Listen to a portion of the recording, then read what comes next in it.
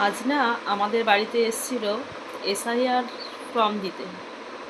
তো শুধু তো আর আমাদের ফর্ম দেয়নি, সাথে আমার মেয়ের ফর্মও দিয়েছে।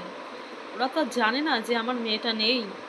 কিন্তু যখন ফর্মটা দিয়েছে না বন্ধুরা, তোমাদেরকে কি বলবো, তখন মনে হচ্ছিল ভগবান যদি সত্যি সত্যি আমার রূপানটাকে আবার ফিরিয়ে দেয় আমার কাছে, আমার মেয়েও আবার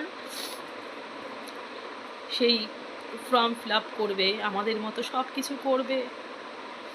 জানি না তখন যে মানে এতটা কষ্ট লাগছিল, মানে বলে বোঝানোর মতন। আর সব কিছু তো বলে বোঝানোও যায় না, সেটা যার যার কষ্টটা তার তার নিজস্ব, নিজের, সেটা তার তার নিজেরই ভোগ করতে হয়।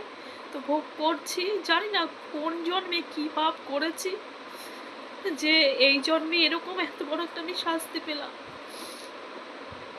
তখন ওই মুহূর্তটা না, মানে কি যে হচ্ছিল সেটা তোমাদের আর আমি বলে বোঝাতে পারছি না।